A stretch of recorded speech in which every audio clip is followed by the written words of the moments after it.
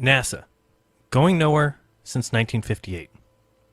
If you've been paying any attention to the world around you, you have easily realized that almost everything is a lie. Dare I say, a conspiracy. The world is not at all what it seems. Some may see it, many do not. But to understand one lie, you need to recognize a few. We need to think of all the lies around us, because every piece of the American way of life has sold out to corruption, big business, and government. The media narrative and hypocrisy runs deep as they go about their business of easily corrupting minds with constant propaganda, to the point now where every news piece and story has been distorted beyond recognition. And yes, even science has been tainted.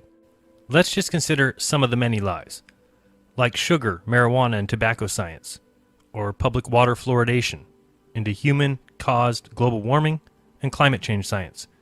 How about GMOs and Monsanto, which is now owned by Bayer, which leads to big pharma and medicine, drug makers keeping you sick rather than healing you, flu shots and vaccines rather than the medicinal use and healing power of plants, which makes them no money, a healthy diet instead of low-fat snack cakes and packaged foods that are just making us fat and sick, bringing fear porn with infectious diseases, measles outbreaks, and Ebola, which fuels the healthcare industry and medical malpractice.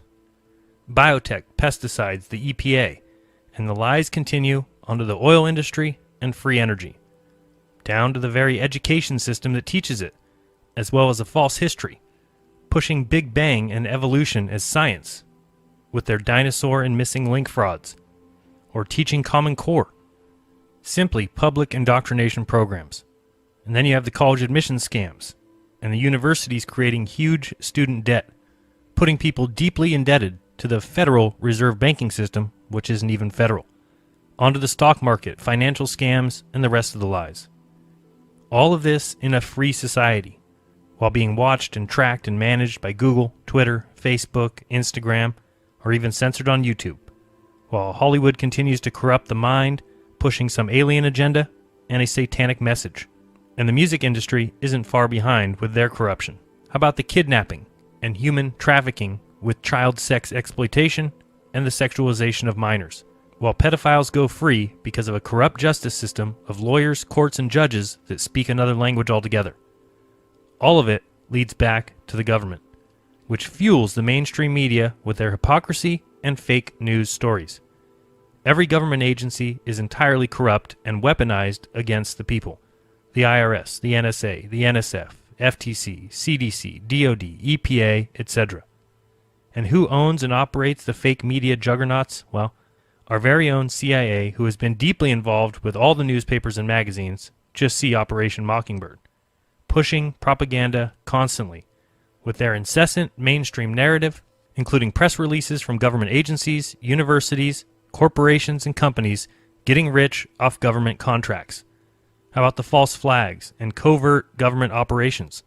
Just see Northwoods, Gulf of Tonkin, Operation Paperclip, and thousands of others. The entire political scene with election fraud and dishonest polls, the whole left versus right two-party system pitting citizens against each other, or the entire CIA involvement in the military-industrial complex, as more war, more conflict equals more money and more growth. Or the so-called war on drugs. Our own federal government has been engaged in a shady operation of alliances with the world's largest drug cartels. Our incarceration percentage has grown by 6 times since Nixon declared a war on drugs in 1971. When planes took arms to the Contras in Nicaragua, these same planes returned with cocaine, shielded from law enforcement by the CIA. Yeah, an illegal drug trade. Just another pointless sham proving our own CIA is engaged with criminals and is criminal itself. Just look at the weapons and arms dealings of the CIA while actively trying to take yours. The constant barrage of lies and deceptions like the official 9/11 story and the government-run commissions. So many lies, and I could do a film on each one of those separately, and perhaps I will. But this film asks you one important question. If they lie to you about all that, if they have deceived you at every possible turn, what makes you think that they're telling you the truth about space? You see, sometimes people want to know the truth, but many times they do not. They like the idea of truth, but not the actual, real truth. When it comes to the United States space program, however, in my opinion, people certainly don't want the truth. They want the lore, the ideals, that patriotic feeling, the ideas of space travel, trillions and trillions of miles, American dominance and ingenuity, and the brilliant minds of mankind coming together to do the impossible. It's our destiny to be in the stars. This has always been the reason for space, making dreams come true, inspiring children and adults to do more, to strive for more, to reach for the stars, and to achieve the impossible. In this movie, I will explain my opinion of space and space travel. I will talk about what I think space is and isn't, and to do so, I'll talk about the past 11 presidents as well as the current president, Donald Trump. I'll go through the list of presidents and show that they have all cared little for space travel other than national prestige, and the reason for this, I believe, is multifaceted. I believe NASA to be little more than a jobs program, mixed with some research and development, focusing on engineering and technology. They also sell a fantasy and a worldview to the population. They instill pride and wonder, but what they haven't done and don't do is go anywhere. Hence the name of this film, NASA Going Nowhere Since 1958. Now, I could go deep into the various space-related deceptions and pick apart NASA films scene by scene, and while I'll do a little of that, this film is much different. Maybe I'll do other films on the various lies and pseudoscience pushed by the space agency, but this film will go president by president, give a little background, and show that it has always been and continues to be a back-and-forth game of sorts, where NASA can blame the president and the president can blame NASA, in the end allowing research and jobs to continue while ultimately going nowhere. Of course, we're going to spend most of our time on Kennedy and Nixon, especially since this month has been the 50th anniversary of quite possibly the largest deception ever pulled on the people of this earth, the nonsense assertion that 50 years ago, NASA sent men to the moon. Many people may not agree with anything I say throughout this film, and that's okay. I don't agree with most of what I hear in the mainstream media. That's because I'm looking for the truth and not just the story I'm supposed to believe. If you don't agree with me or see things a different way, well, it could be because you trust the mainstream media, meaning you do believe what you're supposed to believe, what this world wants you to believe, in which case I think you'll always be missing the truth. What I want to make clear from the start is that you're free to believe whatever you want, as am I. Eddie Bravo was on the Tinfoil Hat podcast and summed it up quite well when he said, Hey, listen, I'd rather be thought of as an idiot for not trusting the government than a traitor for defending them. I would rather be thought as a moron for not trusting criminals than a sellout and a traitor for defending them. I don't believe liars, and I don't trust criminals. Once you've lied to me, I no longer see the need to believe anything you say. The difference is I'm not lying to you at any point throughout this film. I'm giving you my 100% honest opinion on the subjects discussed. Agree or disagree, these are my personal beliefs. Space has always been an amazing arena for populist politics and fantasy conceptions.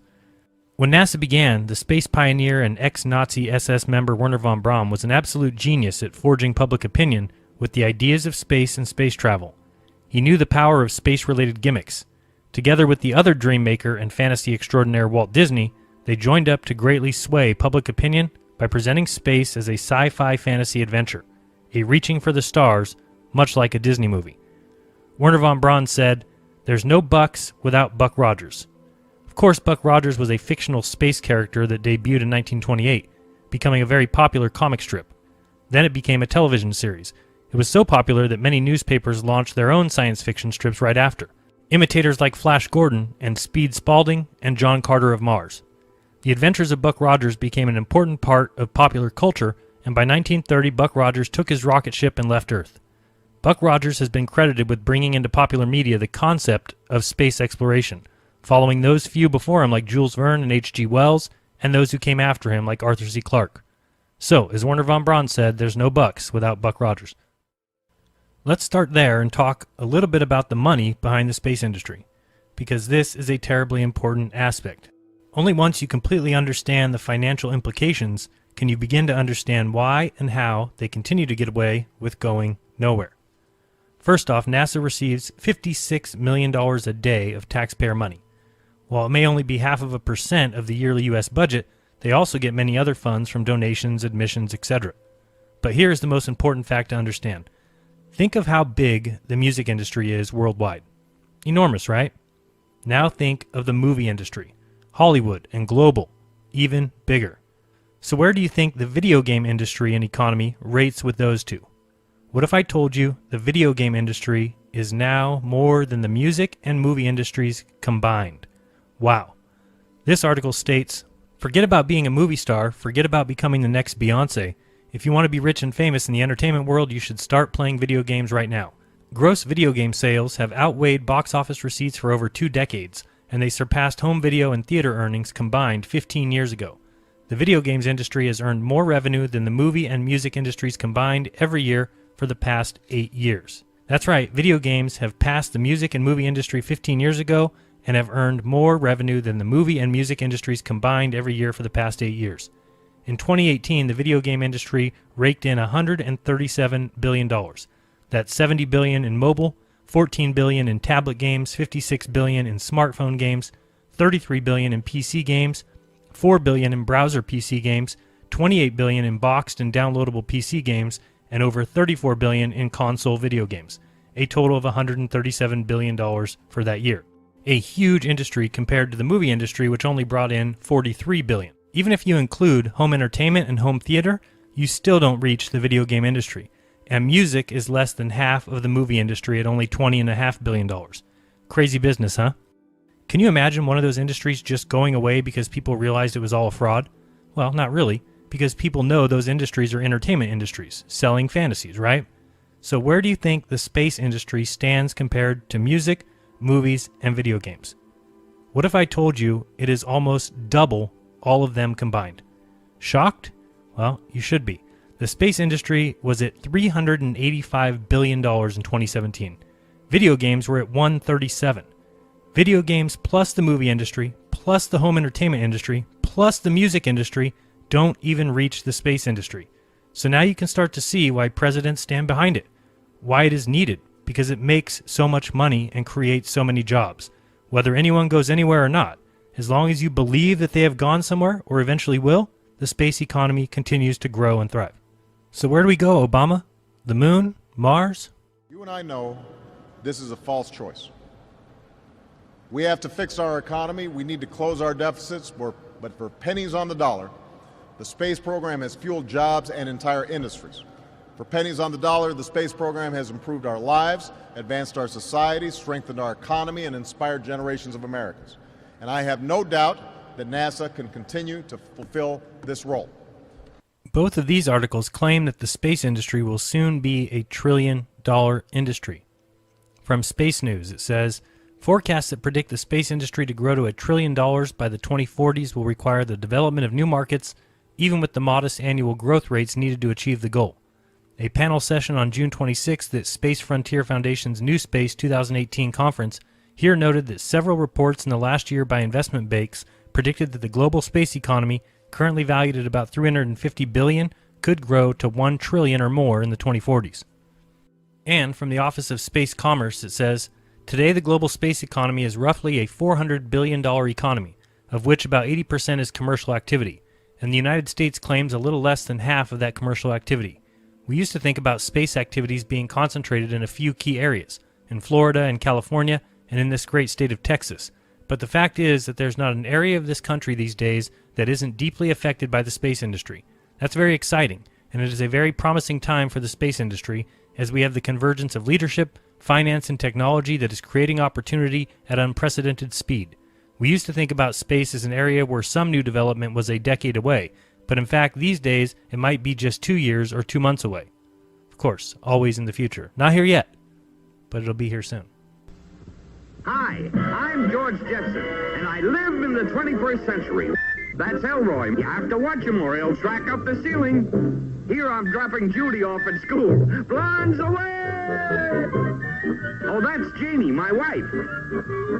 Rosie! Coming, sir. Are you starting to see NASA's role yet? Can you tell what importance NASA has?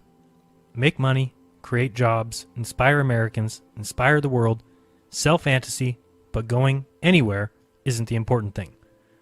whether it's in 1980 for those around in 1960, or in 2000 for those of us who were around in 1980, or in 2020 for those people living in the year 2000, or in 2030 or 2040 for those of us living now. We will be going to Mars, we will return to the moon, we will launch a James Webb telescope, we will land and mine asteroids, we will redirect an incoming meteor, we will send another rover to Mars, we will have a colony, we will have a lunar base and launching pad, we will have a drone fly above the moons of Saturn. We just need more money and more time. We will continue to provide jobs, we will continue to inspire, we will continue to innovate, and we will continue doing what we've always done since 1958. Going nowhere. So who knows about the deception, you ask? Do the presidents know? To be honest, I have no idea. It's just another lie that is told to the world population. One of the many, many deceptions. And who knows about it? I'm not exactly sure. But now, if you just think about it and look at what NASA has really provided, inspiration, you'll see it doesn't really matter who knows. Who knows if fluoride is harmful? Do dentists? Well, some, but they were taught it is essential to health. Do the presidents know? I don't have a clue. But all that's important is that I know and remove it from my life, much like I've done with the NASA storytelling. I know they aren't on Mars, and I know they aren't going there.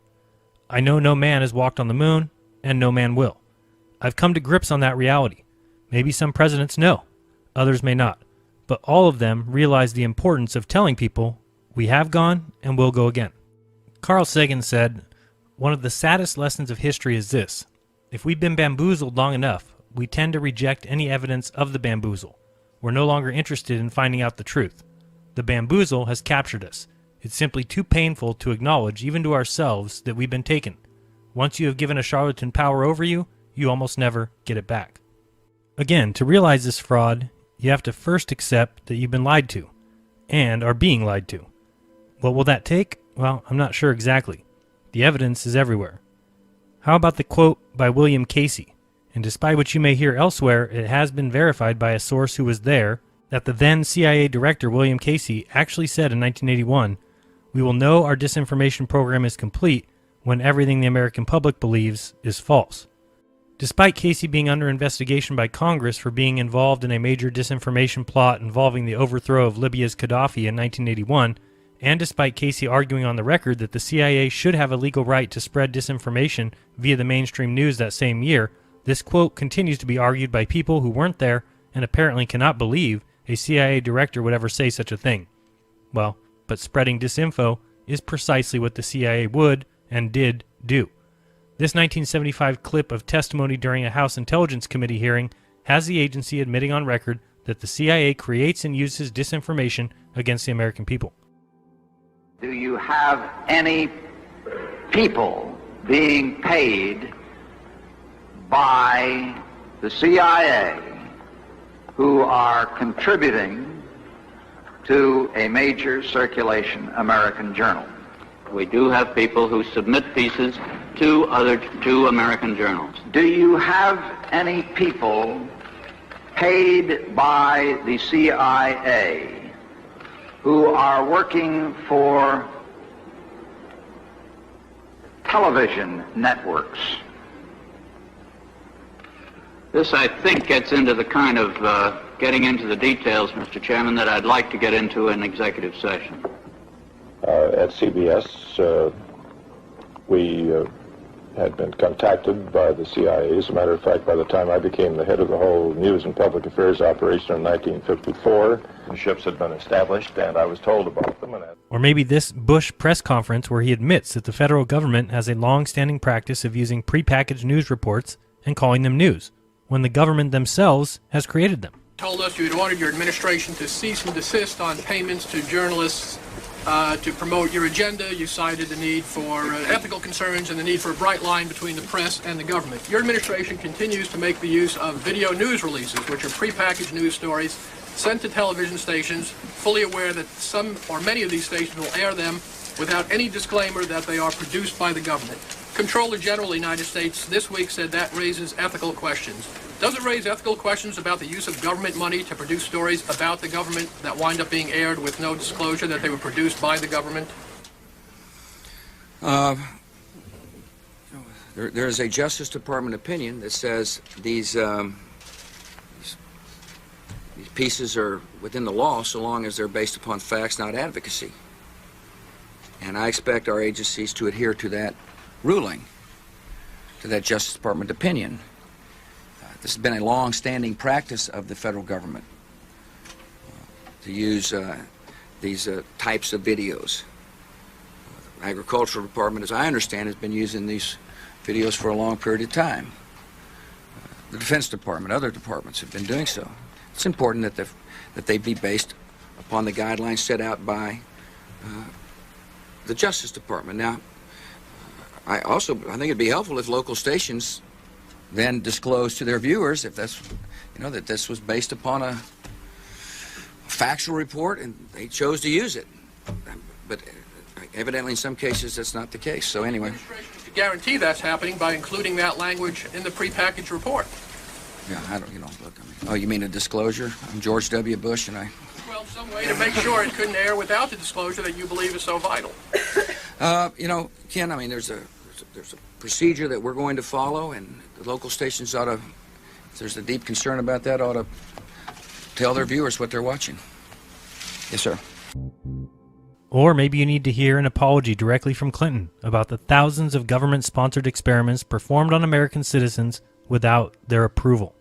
This report I received today is a monumental document in more ways than one. But it is a very, very important piece of America's history, and it will shape America's future in ways that will make us a more honorable, more successful, and more ethical country.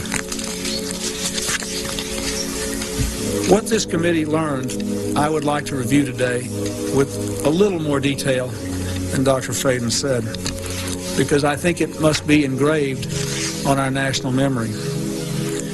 Thousands of government-sponsored experiments did take place at hospitals, universities, and military bases around our nation. The goal was to understand the effects of radiation exposure on the human body. While most of the tests were ethical by any standards, some were unethical, not only by today's standards, but by the standards of the time in which they were conducted. They failed both the test of our national values and the test of humanity. Informed consent means your doctor tells you the risk of the treatment you are about to undergo. In too many cases, informed consent was withheld. Americans were kept in the dark about the effects of what was being done to them. The deception extended beyond the test subjects themselves to encompass their families and the American people as a whole. For these experiments were kept secret, and they were shrouded not for a compelling reason of national security, but for the simple fear of embarrassment, and that was wrong. So today, on behalf of another generation of American leaders and another generation of American citizens, the United States of America offers a sincere apology to those of our citizens who were subjected to these experiments, to their families, and to their communities. When the government does wrong, we have a moral responsibility to admit it. The duty we owe to one another to tell the truth and to protect our fellow citizens from excesses like these is one we can never walk away from. Our government's failed in that duty, and it offers an apology to the survivors and their families, and to all the American people who must be able to rely upon the United States to keep its word, to tell the truth, and to do the right thing. Perhaps you need to read the released CIA documents stating that the CIA considered enlisting mafia gunmen from Sam Giancana's Chicago outfit to take out Castro. Luckily, Robert Kennedy was opposed to that plan, worrying that such a service rendered would make Giancana difficult to prosecute in the future. And as part of the anti-Castro Operation Mongoose, the CIA floated the idea of an Operation Northwood-style false flag attack on American soil in order to discredit Castro. We could develop a communist Cuban terror campaign in the Miami area, in other Florida cities, and even in Washington. We could sink a boatload of Cubans en route to Florida, real or simulated. We could foster attempts on lives of Cuban refugees in the American states, even to the extent of wounding in instances to be widely publicized. Exploding a few plastic bombs in carefully chosen spots, the arrest of a Cuban agent and the release of prepared documents substantiating Cuban involvement also would be helpful in projecting the idea of an irresponsible government. Which government do you think is irresponsible? And lastly, we can see that the CIA and NASA have been up to no good from the start. After Francis Gary Powers was shot down over the Soviet Union during a CIA spy flight on May 1, 1960, NASA issued a press release with a cover story about a U-2 conducting weather research that may have strayed off course after the pilot reported difficulties with his oxygen equipment. To bolster the cover-up, a U-2 was quickly painted in NASA markings with a fictitious NASA serial number and put on display for the news media at the NASA Flight Research Center at Edwards Air Force Base on May 6, 1960. The very next day, Soviet Premier Nikita Khrushchev exposed the cover-up by revealing that the pilot had been captured and confessed, and espionage equipment had been recovered from the wreckage. It was not until April 2, 1971, that NASA received 2 U-2 aircraft for high-altitude research. These, of course, were the first U-2s to actually be operated by NASA, as opposed to the CIA or the U.S. Air Force. Now, all of this is meant to show you that you've been lied to, and you have every right to question what liars and criminals tell you, especially when they put it in textbooks and force it into the minds of children and put it in the mainstream news daily, which, of course, is made up of only some CIA employees.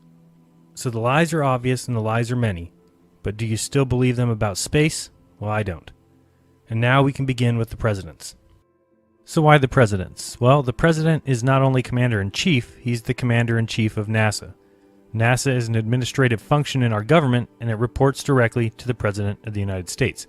It is the president and his staff that set NASA's agenda and request the budgetary resources needed to carry it out. So no one other than the president ultimately has greater influence over the direction and the pace of the U.S. space efforts.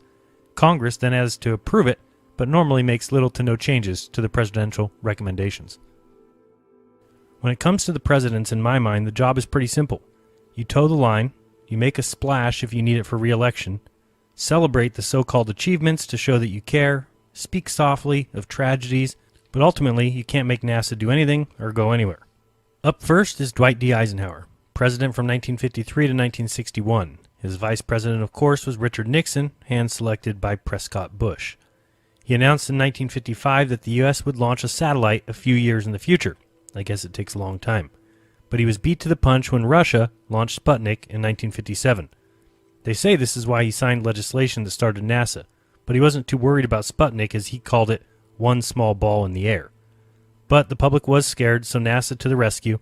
He didn't think we needed a civilian space company, thought everything should go through the DoD, but Nixon and LBJ convinced him. Remember, the Texas connection. Prescott handpicked Nixon, and LBJ was the Senate Majority Leader. Eisenhower believed anything space should be all DoD, so much so that he decided the astronauts should be all military. Makes sense, right? Guys who have taken an oath of secrecy? But he saw what Russian propaganda had done, and so followed the leader. Calmed the public fears with NASA and his calming voice from space in 1958. The world got to hear his voice from a tape recorder on a satellite. Hilarious. Listen in. We have on tape or recorded the voice of the President of the United States as it's being broadcast to Earth from our great satellite put into orbit last night.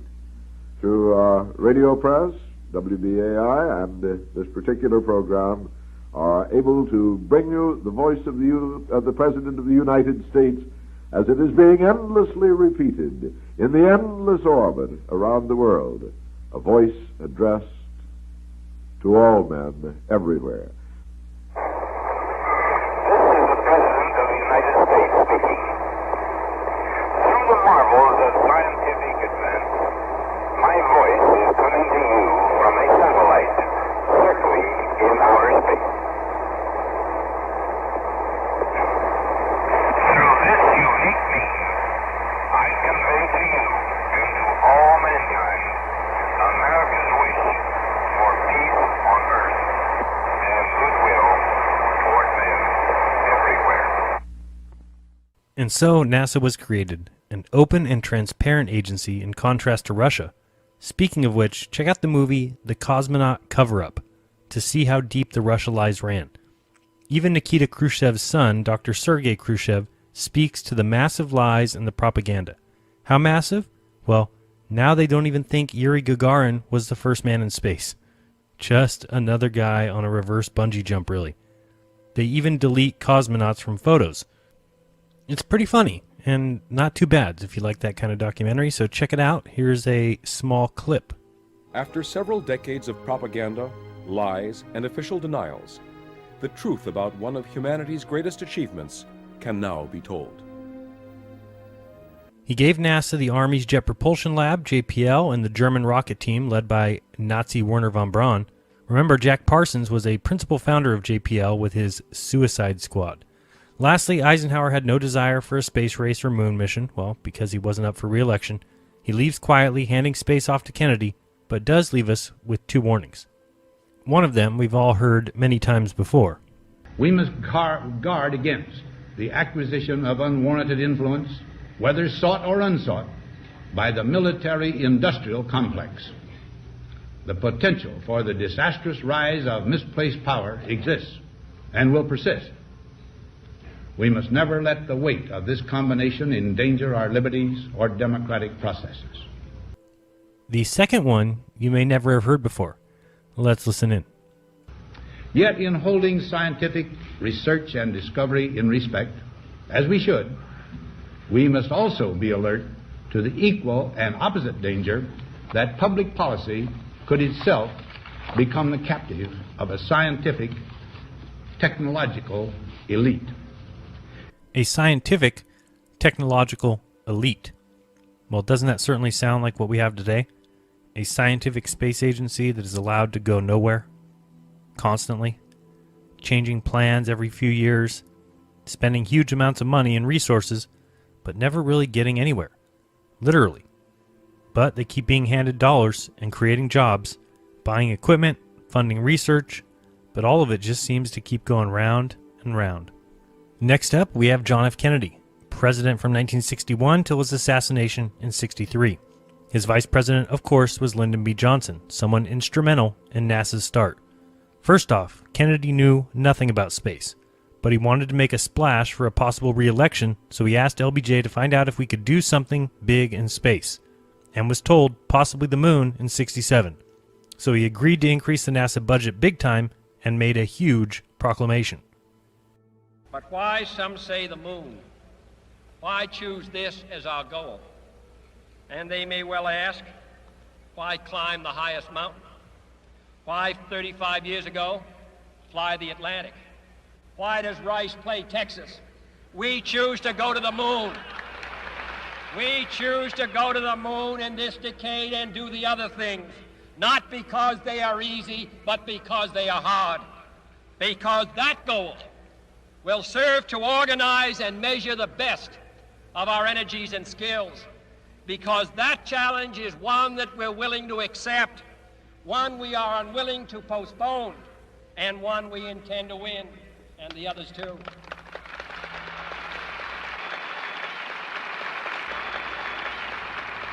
We shall send to the moon 240,000 miles away from the control station in Houston, a giant rocket more than 300 feet tall, the length of this football field, made of new metal alloys, some of which have not yet been invented, capable of standing heat and stresses several times more than have ever been experienced, fitted together with a precision better than the finest watch, carrying all the equipment needed for propulsion, guidance, control, communications, food, and survival on an untried mission to an unknown celestial body, and then return it safely to Earth, re-entering the atmosphere at speeds of over 25,000 miles per hour, causing heat about half that on the temperature of the sun, almost as hot as it is here today, and do all this, and do all this, and do it right, and do it first before this decade is out, then we must be bold. He wasn't even technologically minded, but certainly bold. And so he declared it, but even NASA Administrator James Webb knew that statement was trouble. Remember, Kennedy announced the moon in May of '61, but listen to this convo in November of '62. Things weren't looking so good, but Kennedy had already said it and was hoping for this to help his re-election. He even states in this off-the-record meeting that he is not interested in space. You put this program, I think this program is the top priority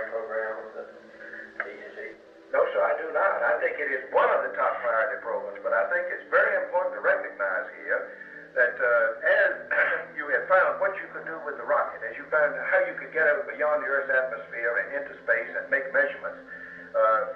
Several scientific disciplines that are very powerful have begun to converge on this area. Jim, I think it is the top priority. I think we ought to have that very clear. Some of these other programs can slip 6 months or 9 months, and nothing particularly is going to happen. It's going to, but this is important for political reasons, international political reasons, and this is, whether we like it or not, in a sense, a race. If we get second to the moon, it's nice, but it's like being second anytime. So that if we're second by 6 months, because we didn't give it the kind of priority, then of course that'd be very serious. So I think we have to take the view this is the top priority. Number one, there are real unknowns as to whether man can live under the weightless condition and you'll ever make the lunar landing. This is one kind of political vulnerability I'd like to avoid such a flat commitment to. I agree that we're interested in, but we can wait 6 months. But you have to use that information to do your thing. Yeah, but only when that information directly applies to the program. Jim, I think we got to have that. Mr. President, we don't know a damn thing about the surface of the moon, and we're making the wildest guesses about how we're going to land on the moon. And we could get a terrible disaster from putting something down on the surface of the moon that's very different than we think it is. And the scientific programs that find us that information have to have the highest priority, but they are associated with a lunar program. The scientific programs that aren't associated with a lunar program can have any priority we please to give them. Now, the other thing is, I would certainly not favor spending $6 to $7 billion to find out about space. Why are we spending $7 billion in getting fresh water from salt water when we're spending $7 billion to find out about space? So obviously you wouldn't put it on that priority except for the defense implications. And the second point is the fact that the Soviet Union has made this a test of the system. So that's why we're doing it. So I think we've got to take the view that this is the key program, and the rest of it, not so that we can find out about it, but there's a lot of things we want to find out about. But you see, cancer and everything else. When you talk about this, it's very hard to draw a line between what I think everything that we do ought to really be tied in to getting onto the moon and ahead of the Russians. Why can't it be tied to preeminence in space, which are your own words? Because, by God, we've been telling everybody we're preeminent in space. For 5 years, nobody believes it because they have the booster and the satellite. But I do think we ought to get it, really clear that the policy ought to be that this is the top priority program of the agency and one of the two, except for defense, the top priority of the United States government. I think that's the position we ought to take. Now, this may not change anything about that schedule, but at least we ought to be clear. Otherwise, we shouldn't be spending this kind of money because I'm not that interested in space. I think it's good.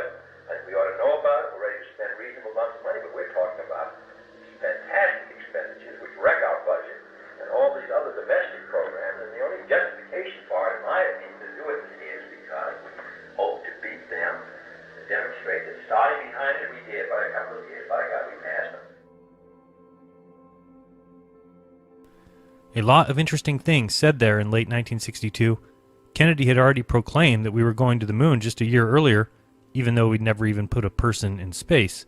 His re-election was not looking good if it was decided we couldn't go. So the head of NASA knew they had no knowledge of the moon or how to operate in space even. And JFK admits he isn't even interested in space, it's all a prestige thing. Now, by September of '63, Kennedy now doesn't even think we'll be first. Now he thinks we should go to the moon with Russia. Shortly after this speech, rarely heard, he is killed, and the cooperation idea disappears. Again, remember the Texas connection of Prescott, George H.W., and LBJ. Finally, in a field where the United States and the Soviet Union have a special capacity in the field of space, there is room for new cooperation, for further joint efforts in the regulation and exploration of space. I include among these possibilities a joint expedition to the moon. Space offers no problems of sovereignty. By resolution of this assembly, the members of the United Nations have forsworn any claim to territorial rights in outer space or on celestial bodies, and declared that international law and the United Nations Charter will apply. Why, therefore, should man's first flight to the moon be a matter of national competition? Why should the United States and the Soviet Union, in preparing for such expeditions, become involved in immense duplications of research, construction, and expenditure. Surely we should explore whether the scientists and astronauts of our two countries. Of course, Kennedy is killed and the space race is back on. In steps Lyndon B. Johnson, who was president from 1963 until 1969. His VP was Hubert Humphrey. LBJ toes the line. He keeps the heavy funding going to NASA and continues to push for the moon. As Kennedy's VP, he was the chairman of the National Aeronautic Space Council, so of course NASA gets to keep their increased funding and LBJ pushes space big time. But he was also the president when the Apollo 1 fire took 3 lives. Well, 4 if you count Tom Barron. In my interview with Gary Corsair, you can find out a lot about this so-called accident. Tom Barron is the one that testified against NASA, and his report was lost. A week later, he gets hit by a train, dies, as does his wife and child. That train was on a NASA track that came from a NASA switchyard. There were 2 witnesses. One refused to ever speak. The one who did speak lived in a home owned by North American Aviation, the employer of Tom Barron. His lawyer died that same year from a massive heart attack. A reporter on Barron's side committed suicide by jumping out of a plane and not pulling his parachute. A worker that was said to be on the train when Barron hit it says that's a fabrication because he wasn't.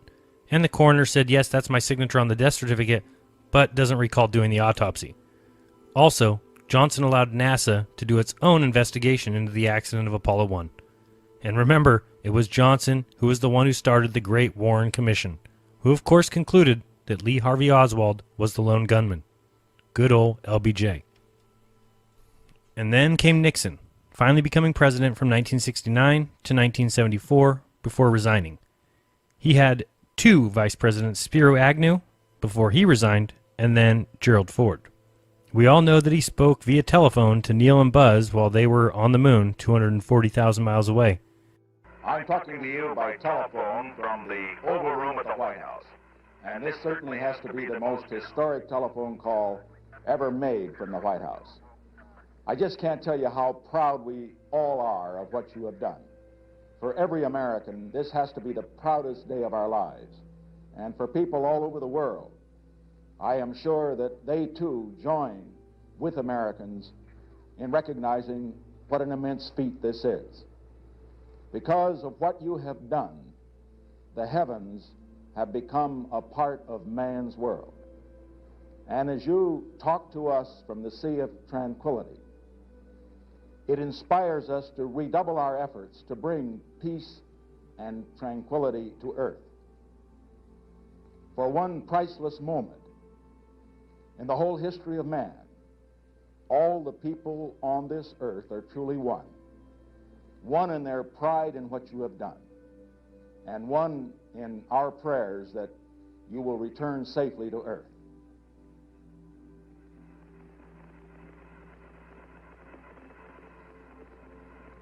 Thank you, Mr. President. It's a great honor and privilege for us to be here representing not only the United States, but men of peace of all nations, and with interest and a curiosity and with a vision for the future. Honor for us to be able to participate here today. And thank you very much, and I look forward, all of us look forward to seeing you on the Hornet on Thursday. He's also the one that got the shuttle rolling and gave it to California, well, because jobs equals votes, and it worked. Von Braun wanted Mars, but Nixon said no. He won re-election quite easily and kept the public occupied with the moon. So they kept their eyes off of what was going on in Vietnam, and it was a great distraction. Nixon said, I don't give a damn about space. I'm not one of those space cadets, and he actually never made any kind of a space speech. However, in a time of turmoil, he felt that U.S. citizens needed heroes, and who better than American astronauts. In stepped Gerald Ford, who was never elected president or even vice president. He was president from 1974 to 1977. His vice president was Nelson Rockefeller, also not elected, but selected. He was only president for 3 years and didn't care much about space. He also renamed the first shuttle, which was originally named Constitution, but Ford renamed it Enterprise in 1976 to honor Star Trek, its fans, and its impact on society. Again, celebrating the idea of space. He had no plans for any kind of return to the moon or Mars. For the time being, the shuttle was enough to keep people happy. And of course, if you're looking for the connections, he was a Warren Commission member and also selected George Herbert Walker Bush as the head of the CIA. Let me call to express my very great admiration for your hard work, your total dedication in preparing for this first joint flight. It's taken us many years to open this door to useful cooperation in space between our two countries. And I'm confident that the day is not far off when space missions made possible by this first joint effort will be more or less commonplace. And may I say, in signing off, here's to a soft landing. Next up, Jimmy Carter became president from 1977 to 1981. His vice president was Walter Mondale. Neither of these guys were big fans of space. In 1979, Carter considered canceling the shuttle program altogether, since it had so many issues like every single NASA program ever. But as usual with NASA, so much money had already been spent on the shuttles that he had to let it continue. He did do his job, however, as stated before, congratulated astronauts and towed the company line. NASA continued going nowhere. In one of the funniest videos ever, watch this Space Foundation public service announcement with Gerald Ford and Jimmy Carter. I don't know if we're supposed to believe that they're actually talking to each other via some satellite, or if we're supposed to think this is in real time, but it is pretty funny if we are supposed to be buying this absolute nonsense. Good afternoon, Mr. President. It's a lovely day here in Georgia. Good morning, Mr. President. It's a nice day here in California. California? I could swear we were right next to each other. With a communications satellite, we can be. That's one way space technology impacts on life here on Earth. Television, telephone, and radio signals bounced off satellites bring people together who are thousands of miles apart. They bring us world events as they're happening. They help us educate, entertain, and inform. But communications satellites are only one of the thousands of practical applications of space technology. In the months ahead, you'll be hearing about remarkable advances in the diagnosis and treatment of heart disease and cancer. New ways to generate electricity and control pollution. All of them spin-offs of space technology. That's why Jimmy Carter from Georgia and Gerald Ford from California agree. Space technology has down-to-earth benefits for everyone. That's pretty funny. I honestly thought at first that was a Saturday Night Live skit. In the coming months, we will be curing cancer, reducing heart disease, mining diamonds from Pluto, and making puppies fly. All because of the thousands of practical benefits of space technology. Oh boy, do you believe it? Then came Ronald Reagan, the actor, who was president from 1981 to 1989. His vice president was George Herbert Walker Bush. Of course, as expected, he was a fan of space, cheering on the shuttles, celebrating NASA's past glory, but never really pushing for the moon or Mars. People were content with the shuttle, for now, going where the shuttles went, nowhere. He was president for the Challenger disaster, so launches were postponed for a while. He also proposed a strategic defense initiative, which was going to be a network of missiles and lasers in space and on the ground to protect the USA. The program was called Star Wars and considered very unrealistic. It was and never came to be. America is going to space again, and we're going there to stay.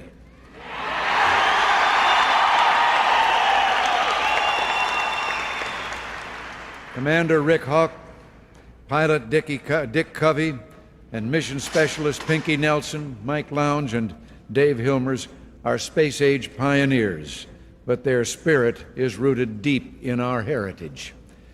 We're a nation born of pioneers, and we'll always create our future on the frontier. Americans can live no other way. Our early settlers knew great risks and made great sacrifices, but with their sacrifice, they moved the frontier forward and built a great nation. Neither can we stand still, nor be content, and we're not afraid. Ill fortune can slow us down, but it can't stop us. You can delay our long trek to greatness, but you cannot halt it. How better can we pay tribute to those who came before us than by continuing their quest for knowledge, their struggle against limits, by continuing to push toward the far frontier. Mr.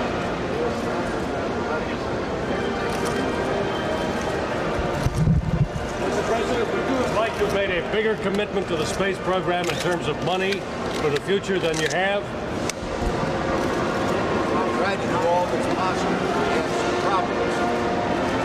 This program is the highest priority.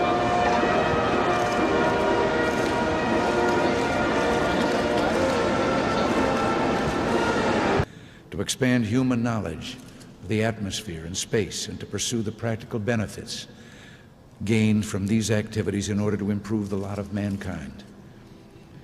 Men and women of NASA, well done. Your accomplishments in these 2.5 decades have already served your country and the people of this planet well. Today we're reaping the returns that we've realized from our investment in space. And let me add, when the figures are put together, we're not only getting our money's worth, our commitment to space has been one of the best investments we've ever made as a nation.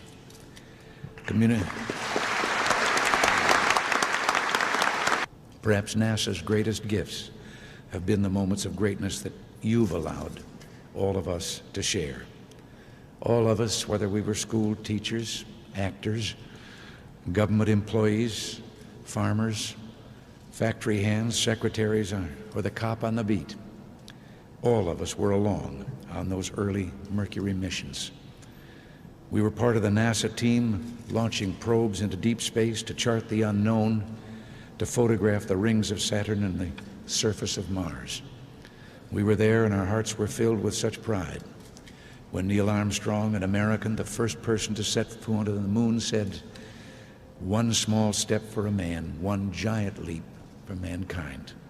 And we saluted right along with him when he planted Old Glory in the lunar soil. NASA's done so much to galvanize our spirit as a people, to reassure us of our greatness and of our potential.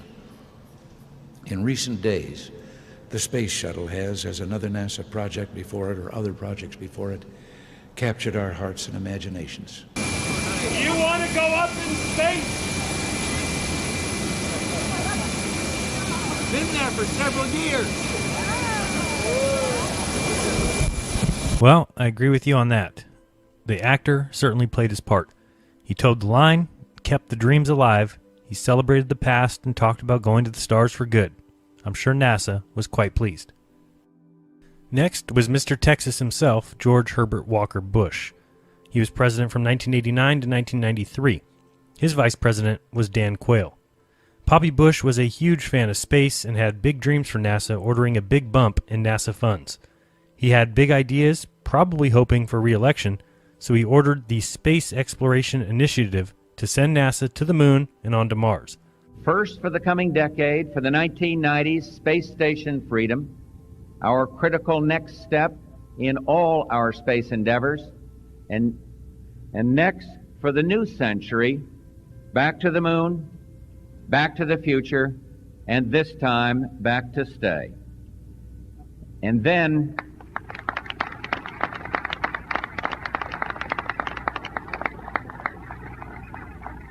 then a journey into tomorrow, a journey to another planet, a manned mission to Mars.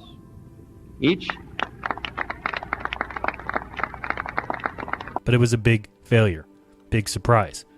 As soon as it was announced, Gore mocked it when he said, "By proposing a return to the moon and a manned base on Mars with no money, no timetable, and no plan, President Bush offers the country not a challenge to inspire us, but a daydream to briefly entertain us. A daydream about as splashy as a George Lucas movie with about as much connection to reality." What George Bush had said was, "I am pleased to announce a new age of exploration, with not only a goal, but also a timetable. I believe that before Apollo celebrates the 50th anniversary of its landing on the moon, the American flag should be planted on Mars." George H.W. Bush, May 1990. But after Gore mocked it, he ordered a 90-day study into the feasibility of his statements, and NASA came back and said 30 years and $500 billion.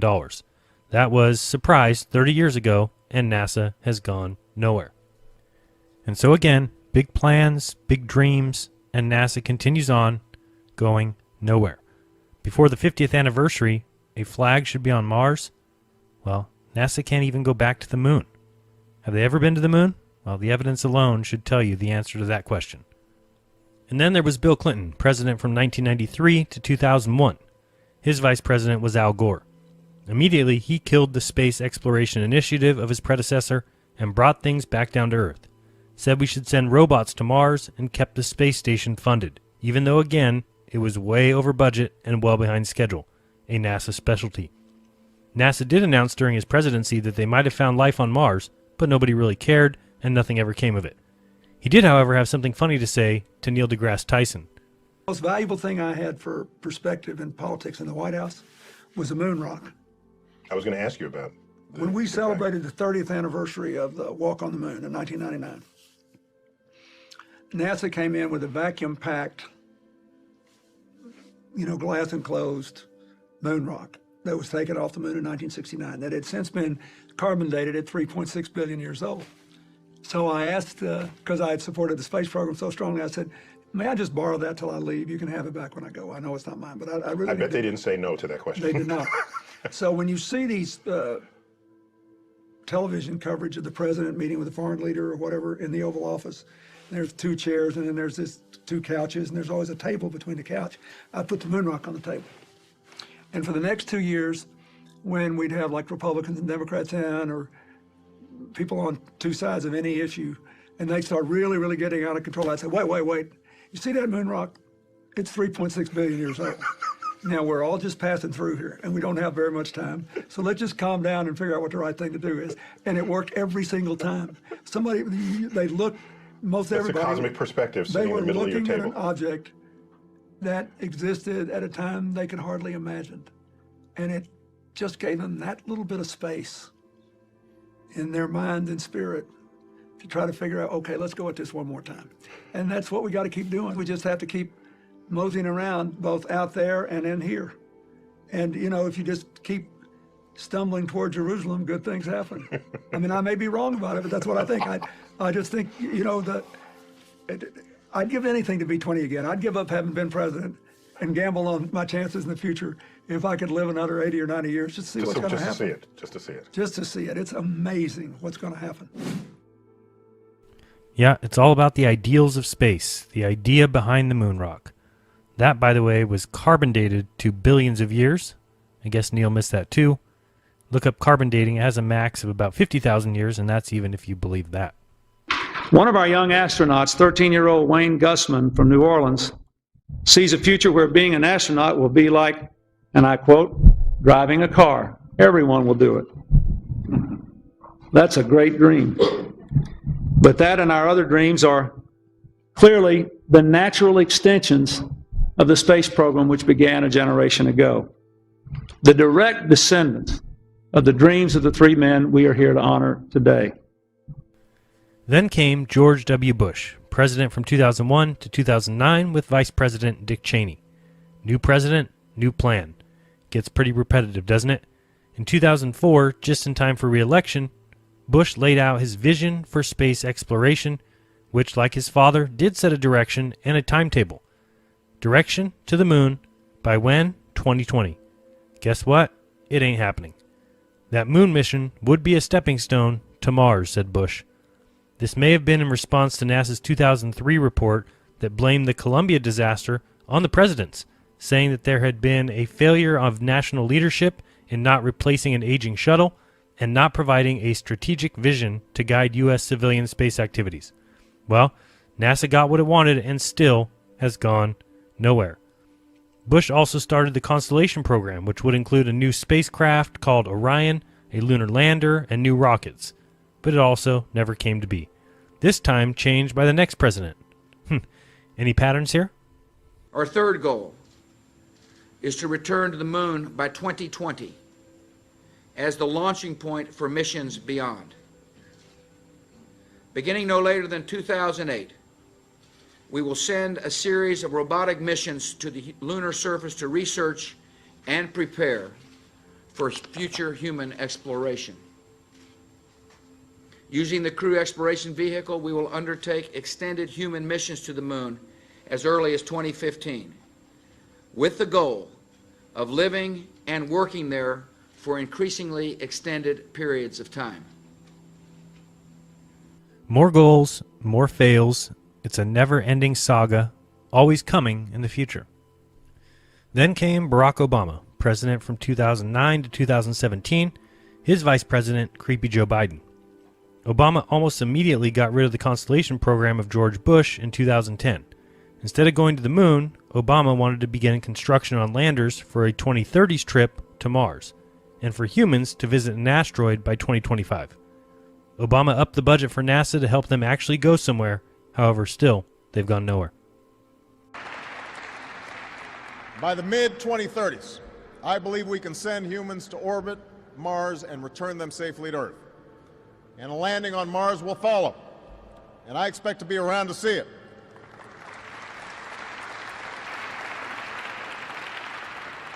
I understand that some believe that we should attempt a return to the surface of the moon first, as previously planned. But I just have to say, pretty bluntly here, we've been there before. Buzz has been there.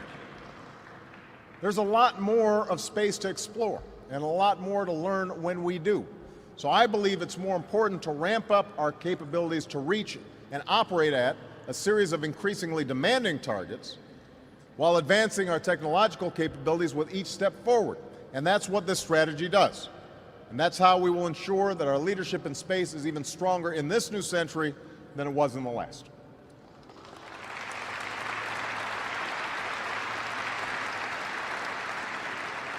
This holds the promise of generating more than 10,000 jobs nationwide over the next few years.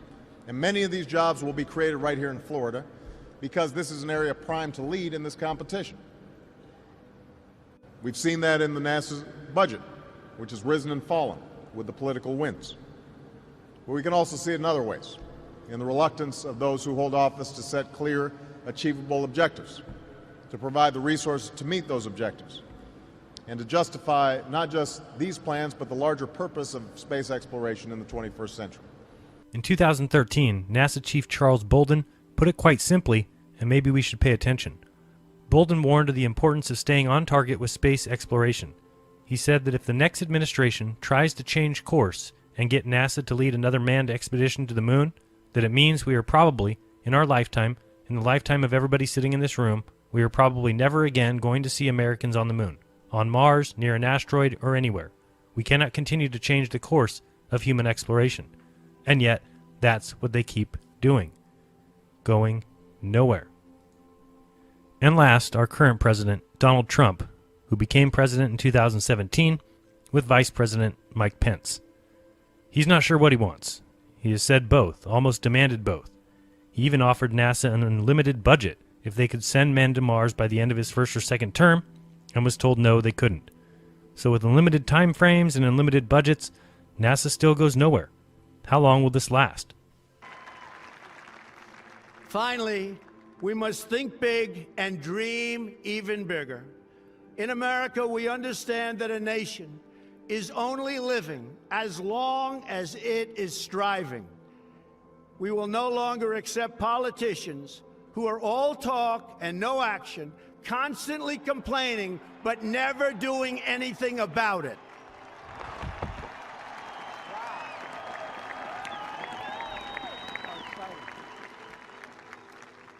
The time for empty talk is over. Now arrives the hour of action.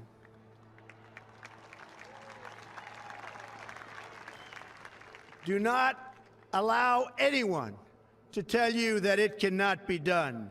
No challenge can match the heart and fight and spirit of America. We will not fail. Our country will thrive and prosper again.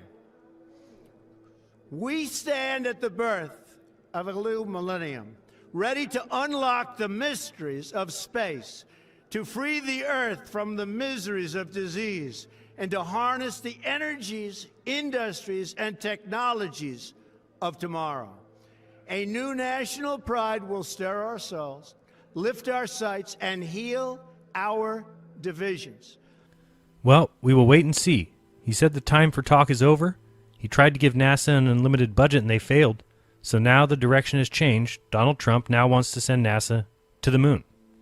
Just as the United States was the first nation to reach the moon in the 20th century, so too will we be the first nation to return astronauts to the moon in the 21st century.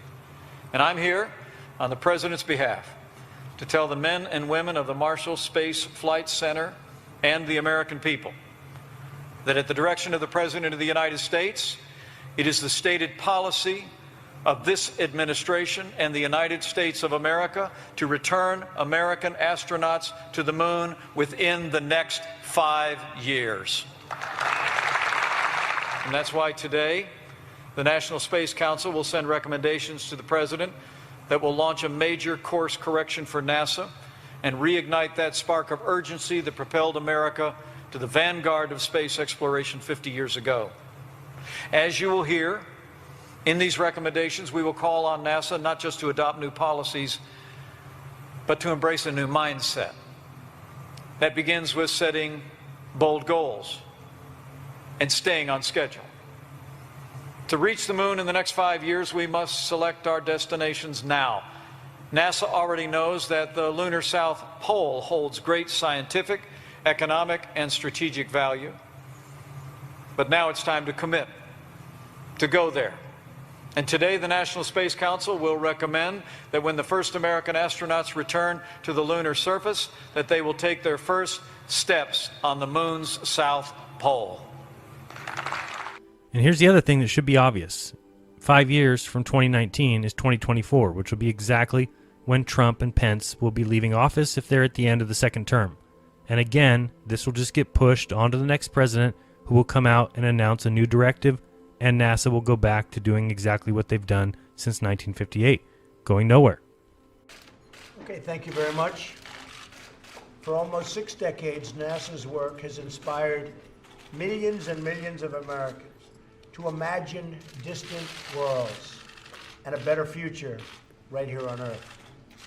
I'm delighted to sign this bill. It's been a long time since a bill like this has been signed, reaffirming our national commitment to the core mission of NASA: human space exploration, space science, and technology. All right, so in this film, we covered a few things. We discussed lies and deceptions and realized the world is not what we were taught. We discussed how large the space industry is and why it can continue to operate without actually going anywhere. And then I discussed each president simply to show that it is promises, promises, and never delivery. There is so much more to discuss under the banner of NASA going nowhere since 1958. My plan is to come back with future installments to cover the many other areas of NASA deception. Of course, I didn't get into the occult roots of NASA or von Braun's shady history. I didn't show all the moon landing anomalies or how the rover, when sped up, looks exactly like a sand buggy. Didn't show the terrible liftoff videos. If you just think about it, though, the deception runs so deep. I mean, really think. There are only 2 locations that we can even go to, even if you believe all this nonsense. Mars and the moon. That's it. Forever. There's nowhere else we can even reach. Even if you give NASA that much, they can't even go there.